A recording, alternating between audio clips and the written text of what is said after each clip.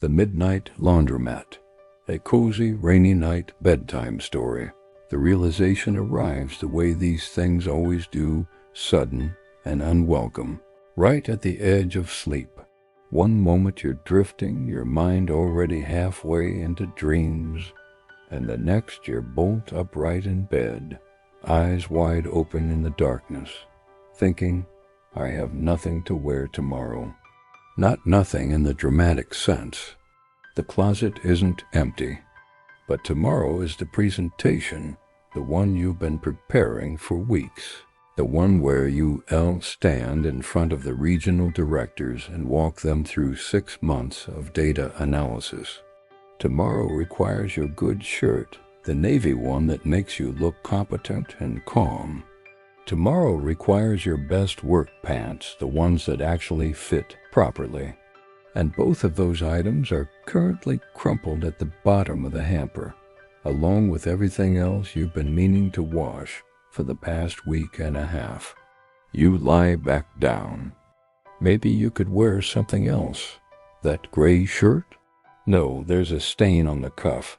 The black pants? They've been sitting in the maybe these still fit pile for 3 months. You could wake up early and hand wash the navy shirt in the sink, hang it to dry, hope for the best. Except you know how that goes. You end up ironing a damp shirt at 7:30 in the morning, burning your fingers, showing up to work looking exactly like someone who tried to hand wash a shirt at dawn. The clock on your knit stand reads 1:03 a.m. You sigh into the darkness. There's really only one solution. The laundromat on Ashby Street is open 24 hours.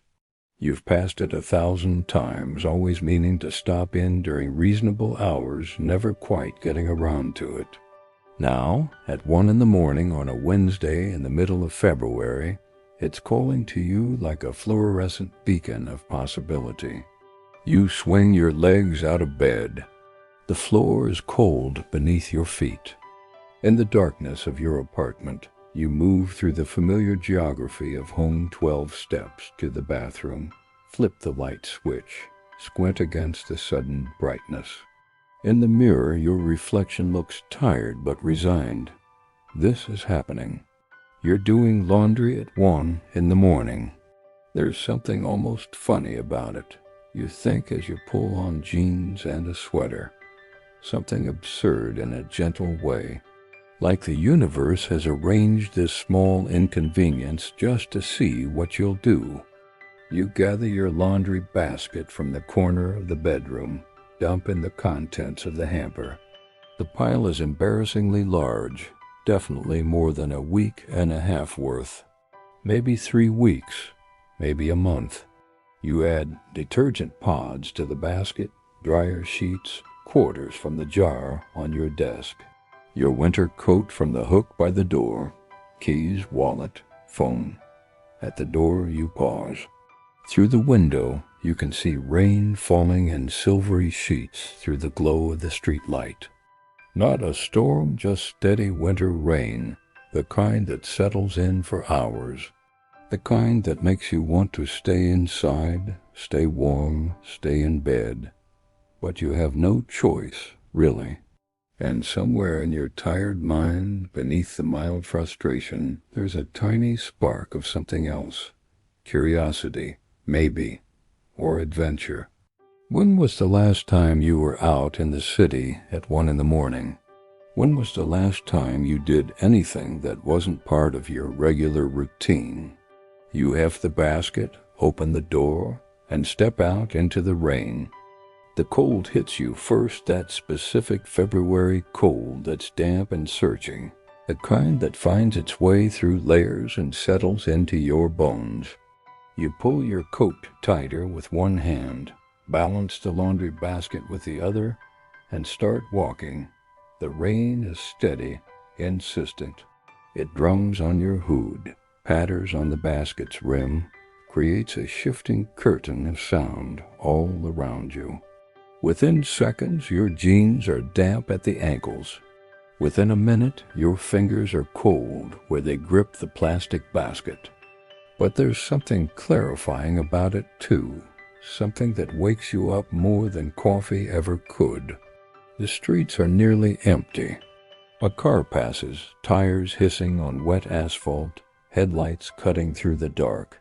Somewhere a few blocks over, you hear the distant wail of a siren, but it fades quickly, swallowed by the night.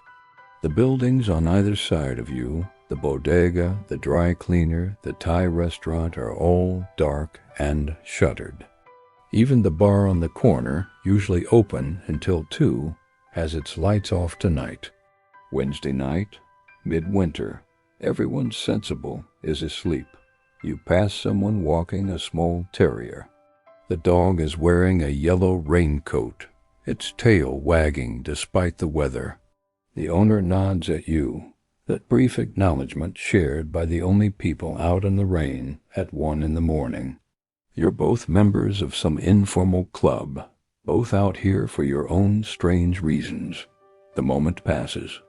They turn left, you continue straight.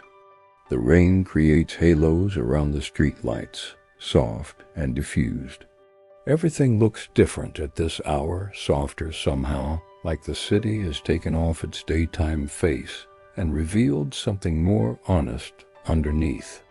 During the day, this stretch of Ashby is busy students rushing to class, workers grabbing lunch, delivery trucks double-parked and hazard lights flashing. Now it's just you, the rain, and the occasional car drifting past like a ship in fog. Your breath forms small clouds in the cold air. The basket is getting heavy, but you shift your grip and keep walking. 1 block, 2 blocks. A delivery driver passes you going the other way, carrying insulated bags, probably bringing someone's late-night noodles or pizza. They look as tired as you feel. You wonder what their story is. What series of choices brought them out into the rain tonight? 3 blocks. And then, ahead, you see it. The laundromat glows like a ship at sea, every fluorescent light inside blazing against the darkness. It's startling, really, how bright it is. The large windows across the front reveal rows of white machines, yellow walls, red plastic chairs, all bathed in that particular commercial brightness that seems to exist nowhere else in the world. The kind of light that makes everything look both hyper-real and slightly dreamlike at the same time. Above the door, the neon sign buzzes softly. Open 24 hours. The letters are blue and pink, casting colored reflections on the wet sidewalk below. The O in open flickers slightly, a tiny electrical hesitation, but doesn't go out. You stand there for a moment, rain falling on your shoulders, looking through the windows into that bright, warm space. It feels like looking at another world. Out here, cold, dark, wet. In there, warm, bright, dry, a threshold. A boundary between states of being. You can see people inside. Not many, maybe 2 or 3 sitting on the red chairs, waiting. You can see the machines lined up in rows, some of them running, their doors dark with motion inside. You can see the bulletin board on the wall covered with faded flyers, the folding tables, the change machine in the corner, the vending machine offering detergent and snacks. And you can hear it too, even from outside, a low, thrumming hum that seems to vibrate through the air itself. The sound of machines at work, the sound of things getting clean. You shift the basket again and reach for the door handle. It's warm to the touch, heated from inside. You pull, and the door swings open, and you step across the threshold. The warmth hits you like a wave. It's not just warmth, it's heat, real heat, radiating from a dozen dryers, all running at once. It washes over your cold face, your damp hair, your frozen fingers. You stand there in the doorway for a few seconds, just letting yourself thaw. The smell is the next thing. Clean detergent, yes, but also fabric softener, dryer sheets, and something else, the hot metal smell of the machines themselves, the faint dampness of a room where wet things are constantly becoming dry. It's not unpleasant. Actually, it's deeply comforting in a way you can't quite explain.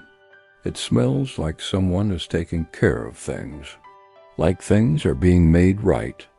The door closes behind you with a soft pneumatic hiss. You set your basket down and just breathe for a moment, taking it all in. The sound is extraordinary. You hadn't really prepared yourself for it. It's layered, complex, almost musical. There's the low, rumbling bass of the dryers, a deep, constant hum that you feel as much as hear. Over that, the higher-pitched sloshing of the washers, that rhythmic thump-swish as clothes tumble through water and soap. From somewhere, a machine beeps softly, announcing its cycle is complete. The fluorescent lights overhead emit their own quiet buzz, barely audible but present. And beneath it all, like percussion, the rain continues to tap against the windows and the glass door. It's not silence. It's the opposite of silence. But somehow it's deeply quiet anyway, deeply calm. You look around, getting your bearings. The laundromat is long and narrow, maybe 30 feet deep and 20 wide. Washers line the left wall front loaders with their round glass doors like portholes. Dryers line the right wall, stacked too high in places. Down the middle of the room are folding tables, 4 of them in a row, their surfaces worn smooth by years of use. The red plastic chairs are scattered here and there, most of them empty. At the far end, near the back wall, sits an older man, maybe 65, maybe 70, with steel gray hair and reading glasses perched on his nose. He's sitting cross-legged on one of the benches, a position that seems far too flexible for someone his age, and he's reading aloud from a thick paperback book. His voice is soft, steady, rhythmic. Beside him on the bench is a small dog carrier. Through the mesh front you can see a tiny dog looks like a papillon, with its distinctive butterfly ears, sound asleep on a blanket. The man doesn't look up as you enter. He just keeps reading, his voice a gentle counterpoint to the machine sounds. Thus the task must be to find an authentic way of existence which one can accept with the understanding that this is one's own choice, one's own responsibility, ... You realize he's reading philosophy, something existentialist, maybe Kierkegaard or Sartre, to his sleeping dog.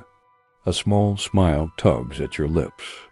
Near the middle folding table, a young woman college-aged, maybe 20 or 21, sits with a laptop open, headphones in her ears, occasionally typing something.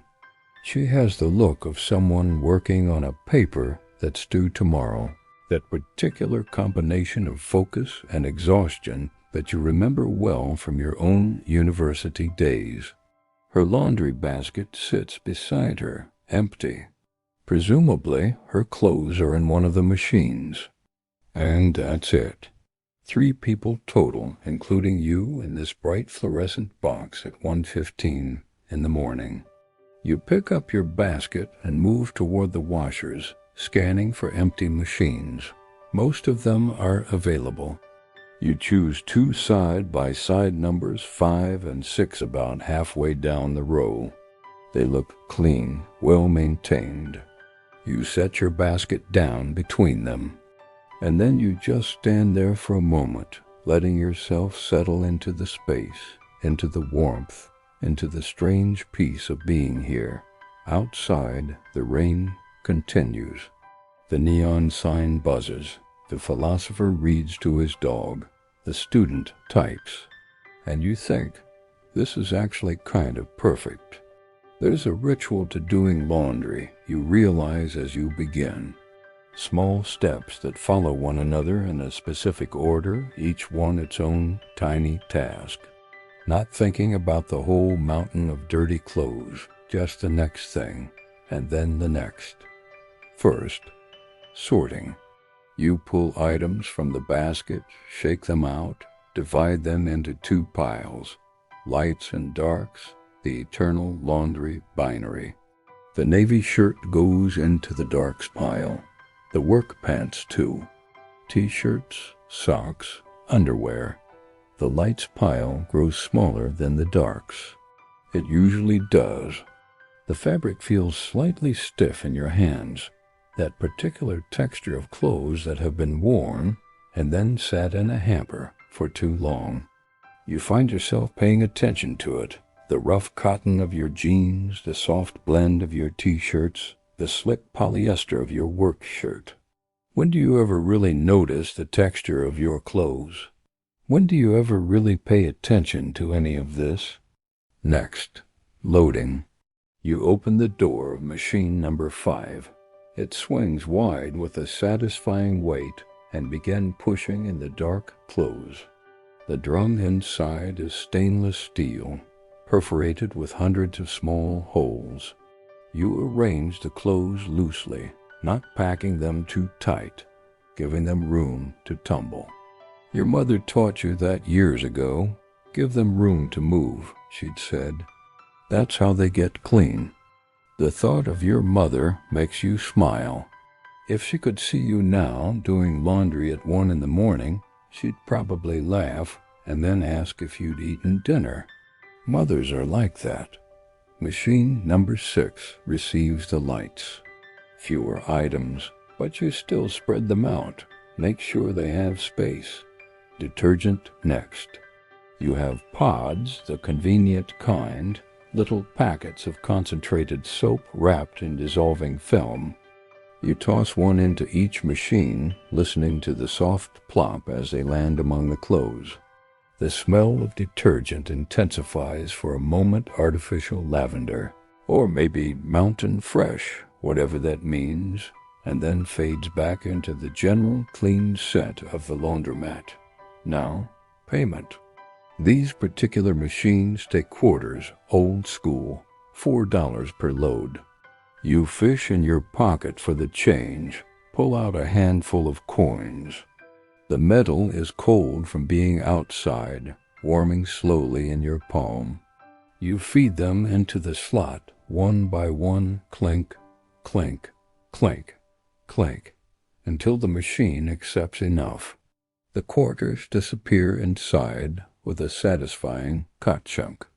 You press start. For a moment, nothing happens.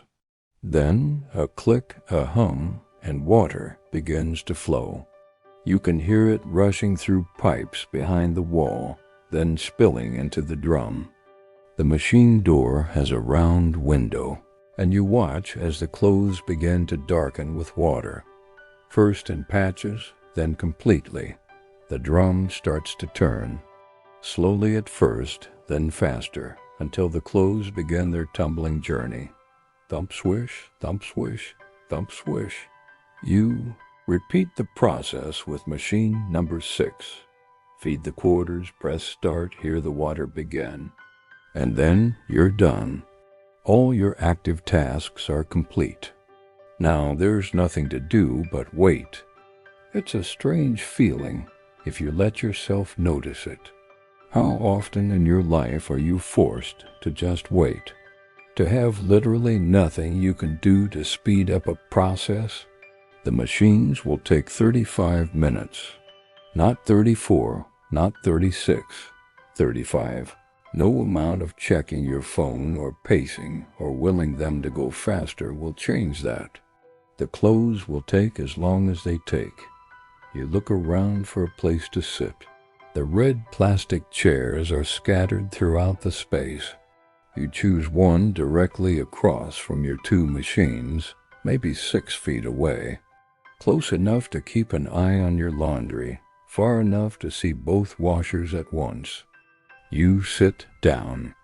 The chair is surprisingly comfortable, molded to fit the human form. You lean back, stretch your legs out in front of you, and exhale slowly. The warmth from the dryers is wonderful. You unzip your coat, but don't take it off, letting the heat seep in gradually. Your jeans are still damp at the ankles, but they're starting to dry. Your fingers are no longer cold. The tip of your nose, which had gone numb outside, begins to tingle as sensation returns. You have nowhere else to be, nothing else to do. You could look at your phone, scroll through social media, check your email, but you don't. Instead, you just sit and watch the machines and listen. Thump swish, thump swish, thump swish. The sound is hypnotic, steady, reliable, like a heartbeat, but slower, like breathing, but deeper. You feel something in your chest begin to loosen, some tension you didn't even know you were carrying. The presentation tomorrow, it's still there in your mind, still important, but it doesn't feel quite so heavy anymore. It's just a thing that will happen. You're prepared. You've done the work. And after it's over, life will continue. This perspective feels suddenly very clear, here in the bright warmth of the laundromat at 1:30 in the morning. You let your head fall back against the wall and close your eyes, just for a moment, just to rest. The sound of someone clearing their throat pulls you back to awareness. You open your eyes. You weren't asleep, not really, just drifting, and turn your head. The philosopher has stood up from his bench. He's stretching, arms over his head, and even from across the room you can hear his joints pop. He bends down to check on his dog, still asleep, and then walks toward the front of the laundromat, toward the vending machines. As he passes, he catches your eye and nods. Just a small acknowledgement. You nod back. He feeds $1 into the snack machine, presses a button, and a package of cookies drops into the slot. He retrieves them, returns to his bench, and settles back into his cross-legged position. Then he opens the cookies, takes one out, and continues reading aloud. The crowd is untruth, Kierkegaard writes, for the crowd gives one courage and makes one's responsibility less clear, ... double quotes. His voice is soothing, even though you can only catch occasional words over the machine sounds. There's something wonderful about it, you think. This man in the middle of the night, reading dense philosophy to his sleeping dog. Maybe the dog likes the sound of his voice. Maybe the man likes having an audience that won't argue back. Maybe it's just something they do together, a shared ritual that doesn't need to make sense to anyone else. The world is full of small, strange kindnesses, you think. Small, strange moments of grace. Your attention shifts to the young woman at the folding table. She's taken her headphones out, you notice, and is massaging her temples with both hands. The universal gesture of someone who's been staring at a screen too long.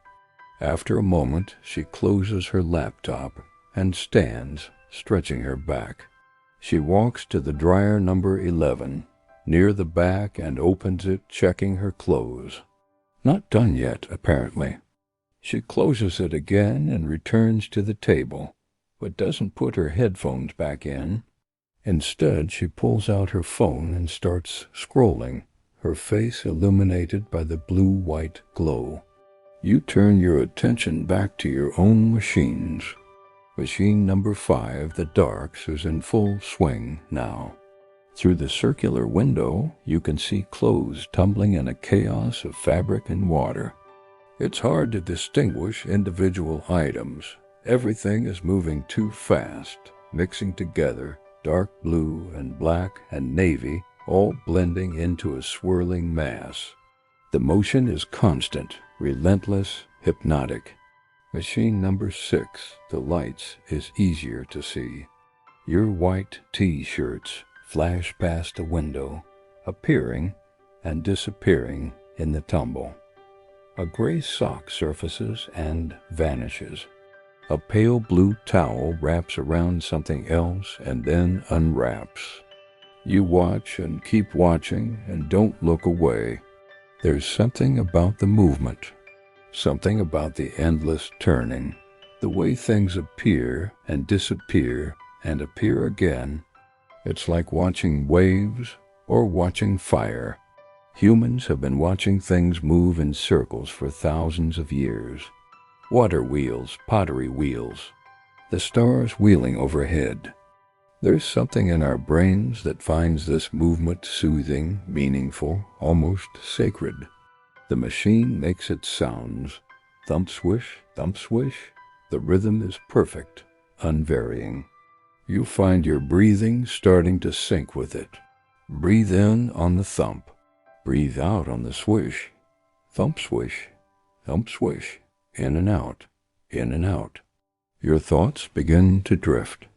You think about tomorrow's presentation, but in a distant way, like you're thinking about something happening to someone else. The data will speak for itself. You know the material inside and out. Whatever happens, happens. You think about the work you've been putting in, the late nights at the office, the spreadsheets and emails and meetings. It's all important, of course. It matters. But sitting here, watching your clothes spin in circles at 1:30 in the morning, you can see it differently. It's not your whole life. It's just a part.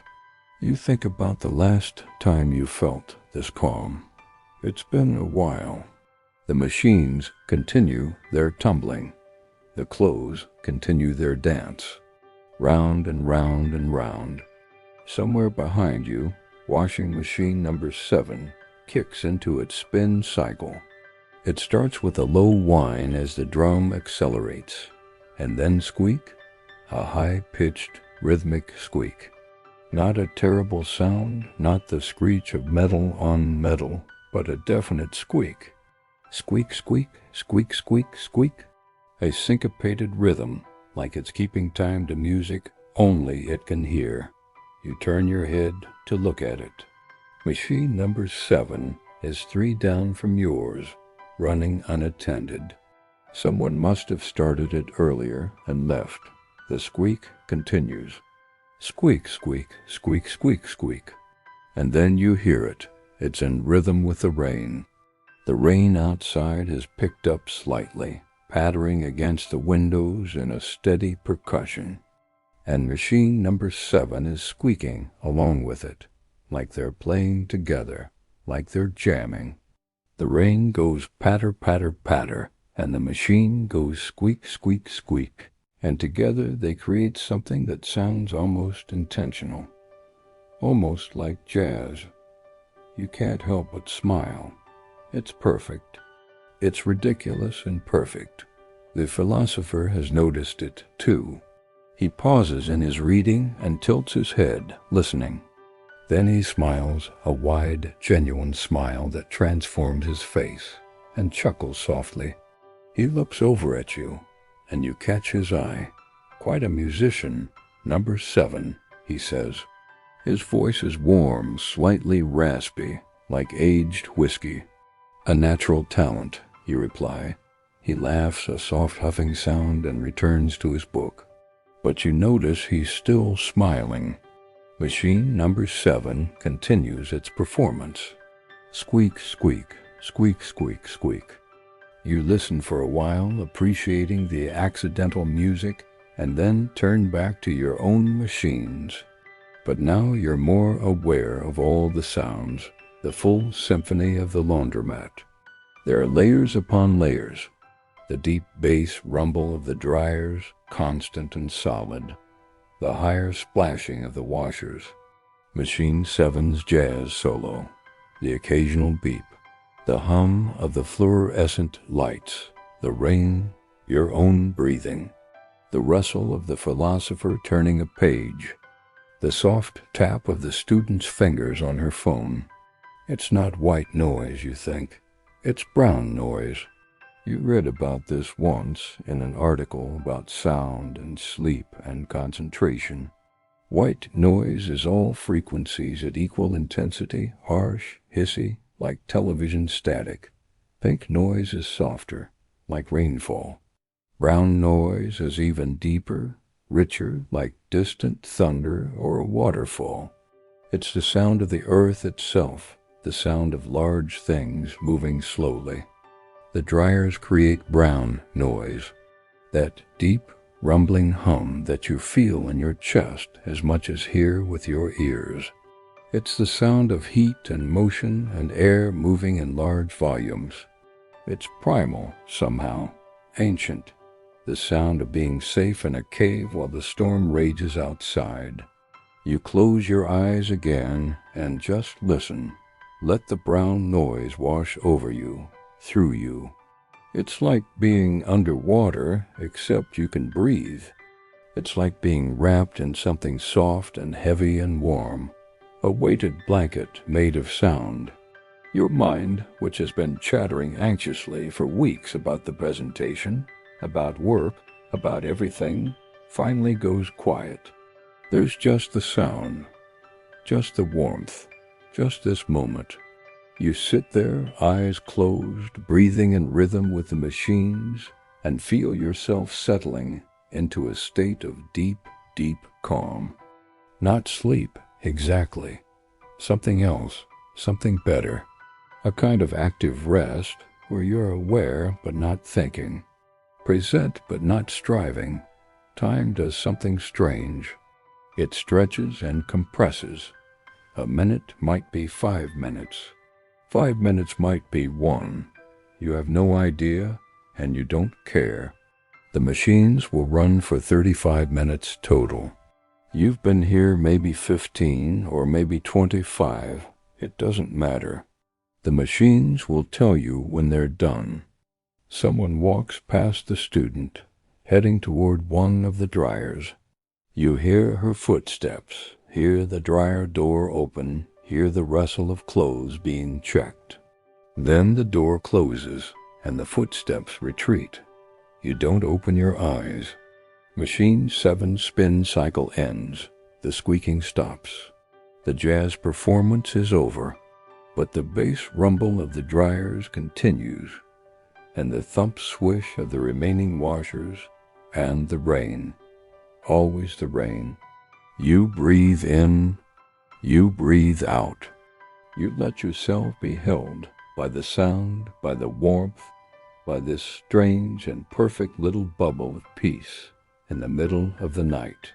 Your phone vibrates in your pocket, pulling you gently back to awareness.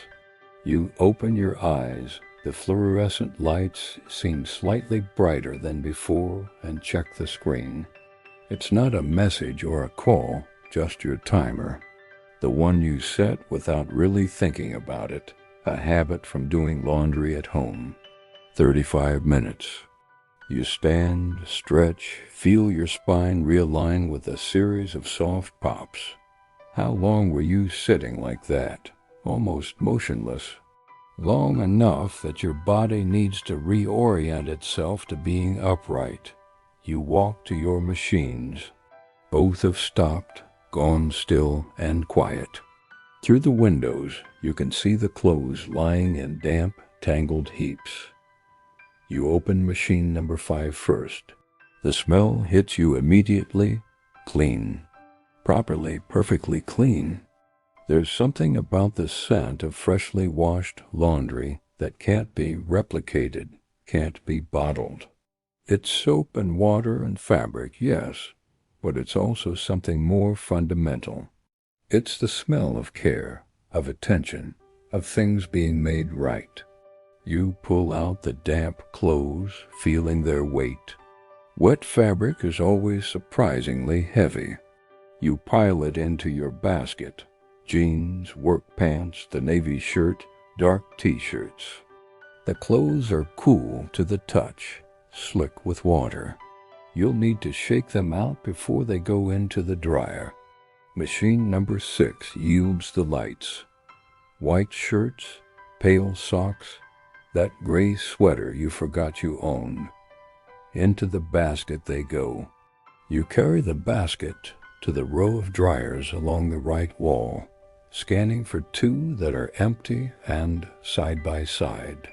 You find them near the middle, numbers 18 and 19. These are front loaders, which you prefer easier to reach in and pull things out.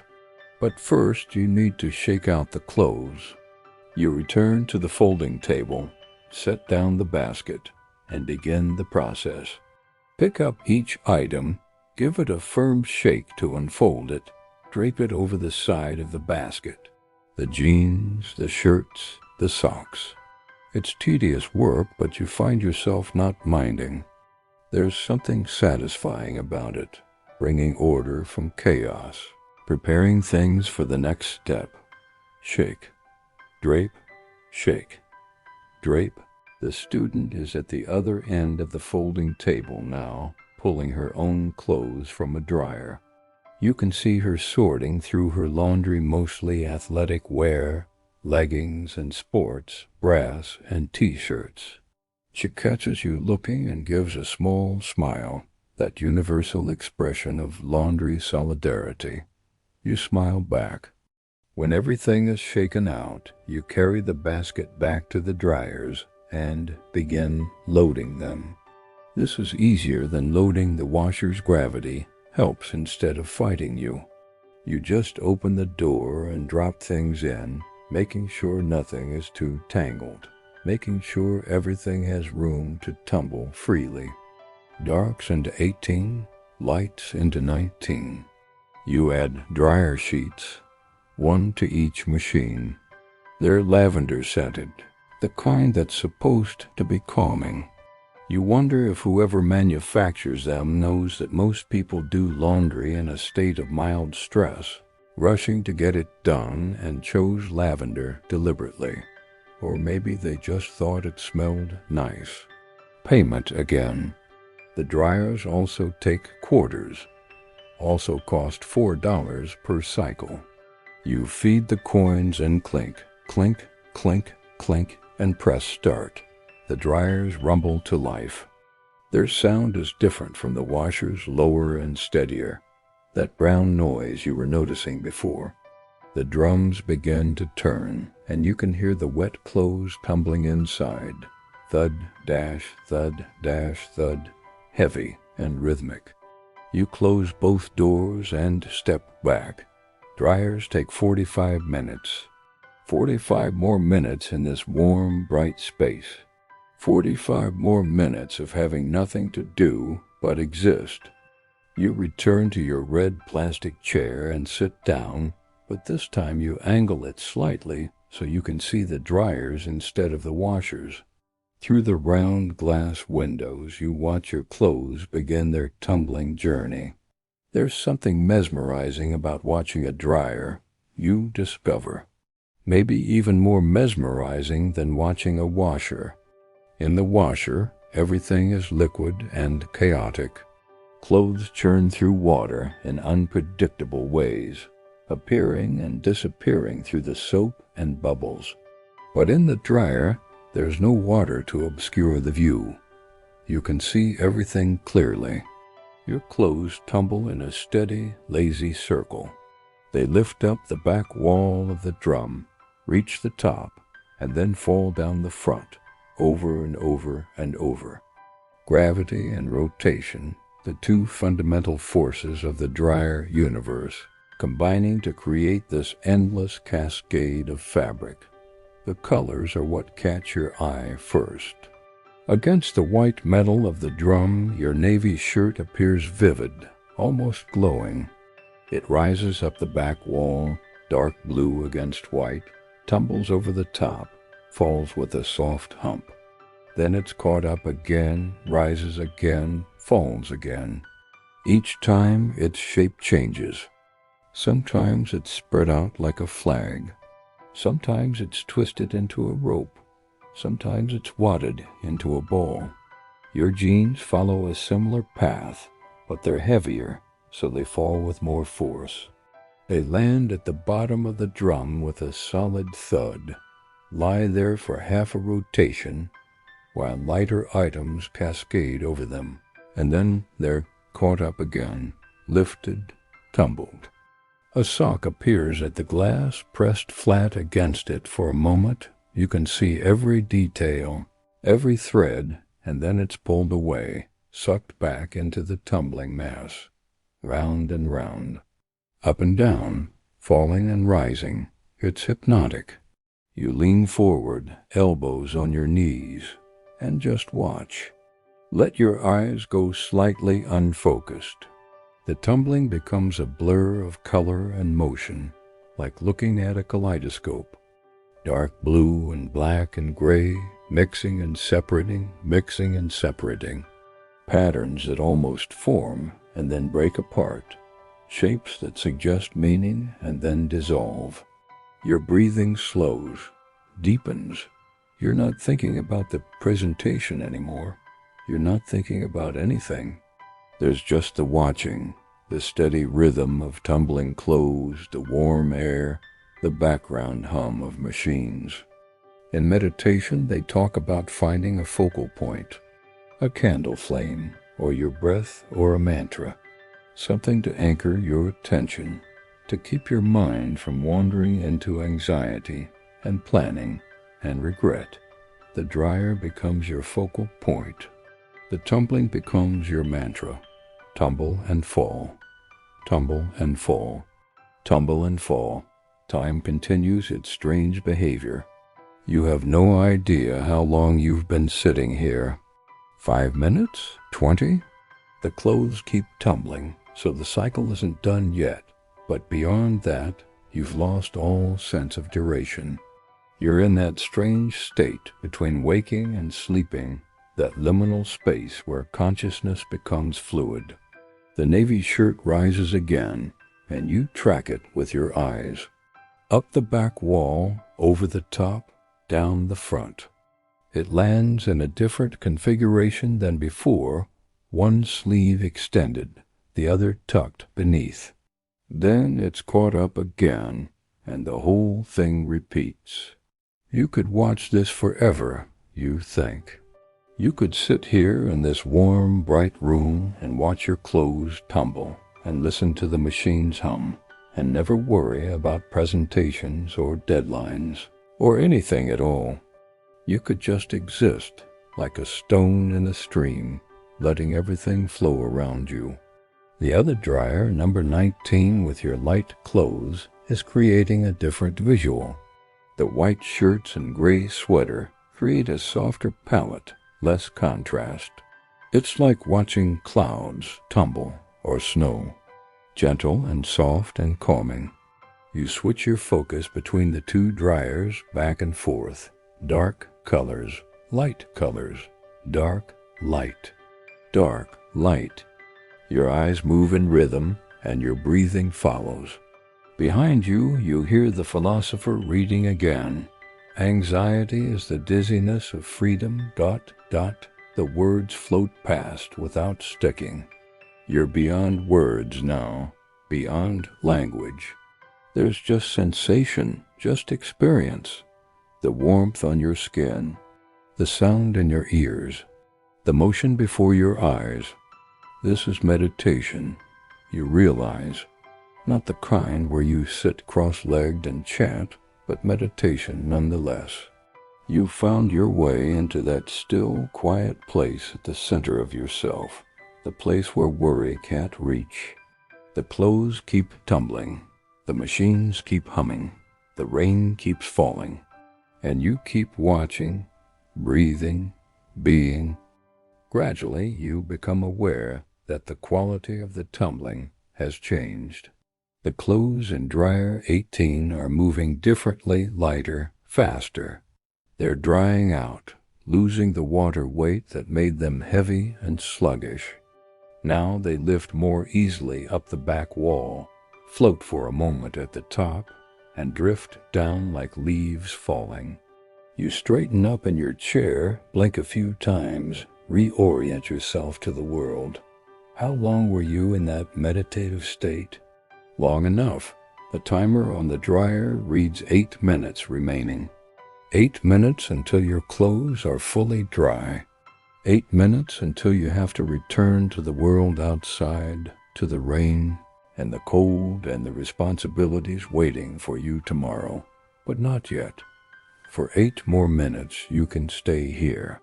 You look around the laundromat with fresh eyes, as if you're seeing it for the first time.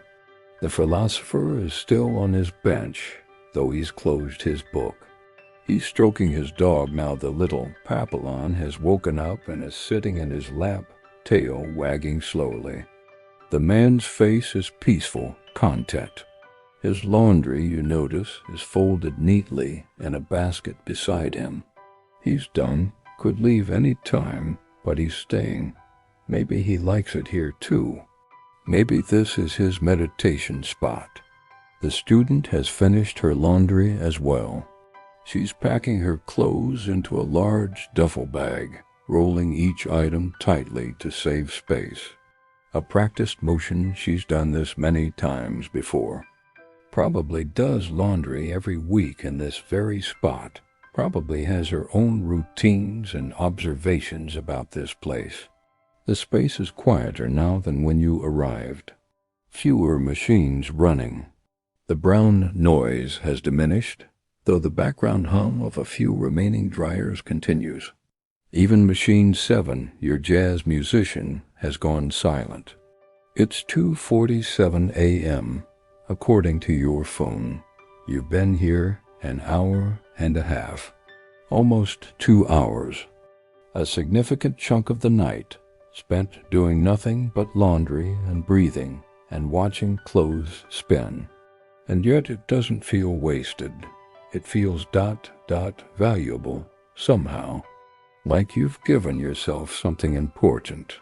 A reset, a pause, a small gift of stillness in the middle of your busy, anxious life.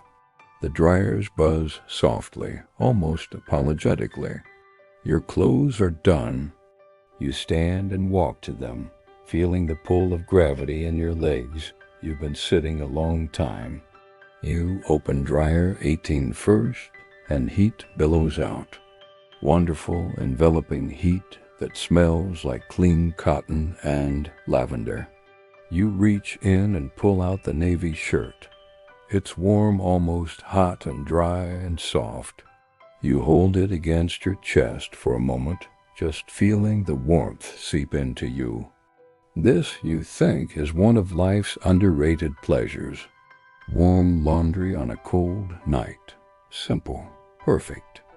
You pull out the rest of the clothes from both dryers, piling them into your basket. Everything is warm. Everything is dry. Everything is clean. The work pants that you'll wear tomorrow, crisp and ready. The dark jeans, the t-shirts, the socks matched into pairs. All of it clean and warm and somehow comforting. You carry the basket to the folding table. The student has left. You didn't notice when. It's just you and the philosopher now, sharing this space in the deepest part of the night. You begin to fold. There's a meditative quality to this too, you discover. The repetition, the precision, the care required. Each item gets your full attention. The navy shirt first. Shake it out, lay it flat on the table, smooth away any wrinkles, fold the sleeves in, fold in half again. A perfect rectangle. Set it aside. The work pants, shake, smooth, fold lengthwise, fold in thirds. Another rectangle. The t-shirts, the jeans, the sweater. Each one receives the same careful attention. Your hands move steadily, confidently.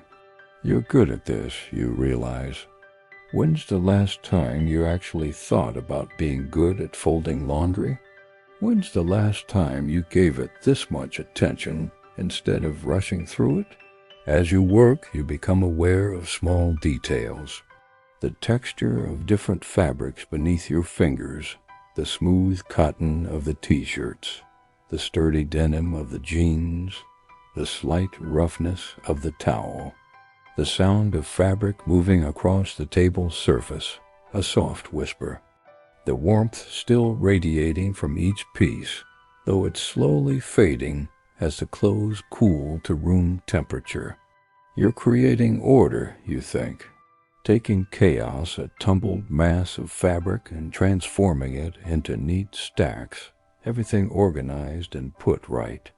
There's something deeply satisfying about that, something that speaks to a fundamental human need for order and cleanliness and care. Your mother was right all those years ago when she taught you how to fold properly. Do it right the first time, she'd say, and you won't have to do it again. Take care of your things, and they'll take care of you. You smile at the memory. Maybe you'll call her this weekend. Tell her you were thinking of her.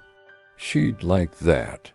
The last sock is matched, the last shirt is folded, and you stand back to survey your work. The basket is full of neat stacks, everything organized by type. It looks good. It looks like you have your life together, at least in this one small way. You glance over at the philosopher. He's putting on his coat now, getting ready to leave. His dog is back in the carrier, which he lifts carefully. The small animal inside shifts, settling, content. As he passes you on his way to the door, he pauses. "Good night," he says. "Or good morning, I suppose." "Good night," you reply. "I enjoyed the philosophy," he smiles. "Scren is always good company at 2 in the morning. He and I have seen many midnights together. And your dog?" You ask, nodding at the carrier. "Mozart," the man says, and there's such tenderness in his voice. He prefers Kierkegaard to Sartre. Less pessimistic? You laugh softly. "I can't argue with that." "Well," he says, shifting the carrier slightly. "Safe travels home. The rain is supposed to stop soon. You too." He nods and turns toward the door. You watch him go, this stranger who reads existential philosophy to his tiny dog at 2 in the morning. The door opens, he steps out into the rain, and then the door closes behind him.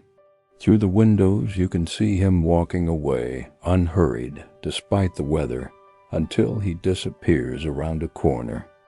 You're alone now, the only person left in the laundromat. The machines that were running when you arrived have all finished. The only sound is the hum of the fluorescent lights and the continued patter of rain on the windows. It's quieter than before, emptier but no less peaceful. You gather your laundry basket, making sure you have everything. Coat, keys, wallet, phone, nothing forgotten. You take one last look around this space that has been your sanctuary for the past 2 hours. The red plastic chairs sit empty. The folding tables are clean. The machines are still and quiet, waiting for the next person who needs them. The neon sign still buzzes. Open 24 hours. This place will be here tomorrow night, you think. And the night after that, and the night after that. Waiting, ready, a bright, warm refuge for anyone who needs it. You walk to the door, pause with your hand on the handle, and take a breath. Then you push the door open and step out into the rain. The cold is shocking after the warmth of the laundromat, but in a good way, clarifying, awakening. The rain has lessened, the philosopher was right down to a light drizzle that's more mist than rain. It hangs in the air, weights your face gently, cools the last lingering warmth from the dryers. You shift the basket against your hip and start walking. The city is even quieter now than it was when you arrived. 3 in the morning on a Thursday. The deepest part of the night, the hours when even the bars are closed and the delivery drivers have gone home. Just you and the street lights and the occasional car passing in the distance. But you don't feel lonely. You feel complete somehow, like something that was fragmented has been made whole again. The anxiety about tomorrow, as presentation, hasn't vanished entirely. You're not naive enough to think laundry can solve everything, but it is manageable. Now, it's in proportion. You've done the work, you'll do your best. That's all anyone can do. The basket in your arms radiates a gentle warmth, not the intense heat from when you first pulled the clothes from the dryer, but a softer warmth, the retained heat of fabric cooling slowly. It seeps through the plastic basket into your arms, your chest, like a small sun you're carrying home. You pass the closed bodega, the dark Thai restaurant, the shuttered bar. The rain-slicked sidewalk reflects the streetlights, creating pools of amber light. Your footsteps sound different than they did on the walk over, steadier, calmer, less hurried. You're not rushing now. You're just walking, moving through space, being present in this moment. A cat darts across the street ahead of you, probably heading home after a night of hunting. It pauses at the opposite curb, looks back at you with eyes that glow green in the streetlight, and then disappears into the darkness. You smile. The city's nocturnal creatures are out, going about their business while the day dwellers sleep. 1 block, 2 blocks. You can see your building now, its shape darker against the dark sky. Almost home. You think about the laundromat, about the philosopher and his dog, about Machine 7 and its jazz rhythms, about the hypnotic tumble of clothes in the dryer. You think about brown noise and meditation, and the way forced pauses can become unexpected gifts. How often do you slow down enough to actually notice things? To pay attention to the texture of fabric, the sound of rain, the warmth of clean laundry? How often do you give yourself permission to just exist without purpose or productivity or goals? Not often enough, you think, but maybe more from now on. Maybe this midnight laundry trip has taught you something about the value of stillness, about the peace that can be found in the most mundane tasks when you approach them with attention and care. You reach your building, shift the basket to one arm, and fish out your keys. The lock turns smoothly. The door opens. You step inside, into the warmth, into the familiar smell of home. Up the stairs, you count them without thinking. 12 steps and down the hall to your apartment door. Another key, another lock, and you're inside. The apartment is dark and quiet. You set the basket down by the bedroom door and turn on a small lamp. Warm yellow light fills the space, gentler than the fluorescent glare of the laundromat. You take off your coat, hang it up, and then carry the basket into the bedroom. Putting away the clean clothes is the last task. You work slowly, carefully, giving it the same attention you gave to folding. The navy shirt goes on its hanger in the closet. The work pants on another hanger. The t-shirts in the drawer, the socks paired and rolled, the sweater on its shelf. Everything in its place. Everything clean and ready for tomorrow. When you're done, you stand there for a moment, looking at your organized closet, your tidy drawers. It's such a small thing, really. Just clean laundry. But it feels like an accomplishment. It feels like you've taken care of something important. Taken care of yourself in a fundamental way. You change into sleep clothes, soft, worn, comfortable, and brush your teeth. The familiar routines of bedtime, actions you've done 10,000 times, but tonight you notice them. The coolness of the water, the mint taste of toothpaste, the softness of the towel against your face. Finally, you climb into bed. The sheets are cool against your skin, but you know they'll warm up quickly. Outside, you can hear the rain has stopped completely. Just occasional drips from the eaves, the last vestiges of the storm. You turn off the lamp. Darkness, soft and complete. You close your eyes and immediately feel the memory of the dryer's hum, that deep brown noise that held you so gently for 2 hours. Your breathing slows to match it, instinctive now, that rhythm of thump swish you listened to for so long. Tomorrow you'll wake up, put on your clean navy shirt and work pants, and give the presentation you've prepared for. It will go well or it won't, but either way, you'll be fine. Life will continue.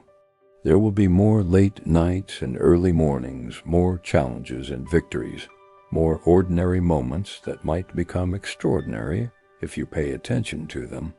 But for now, for these remaining hours of darkness, there's only sleep. You feel yourself drifting, that gentle descent into unconsciousness. Your last thought before sleep takes you is simple: gratitude. Gratitude for laundromats that stay open all night, for philosophy reading strangers and their sleeping dogs, for the hypnotic tumble of clothes in a dryer, for warmth on cold nights, for small moments of unexpected peace. The rain has stopped. The city sleeps. And so do you, deeply and well, held by the memory of warmth and the gift of a midnight pause in your rushing life. Everything is clean. Everything is calm. Everything for this moment is exactly as it should be. If this story resonated with you, if it helped you find a moment of calm in your own busy life, please consider showing your support with a like and subscribe to Deep Sleep Stories Hub for more quiet nights and restful journeys. May your own sleep be deep and peaceful, and may you find your own moments of unexpected grace in the ordinary tasks of life. Good night.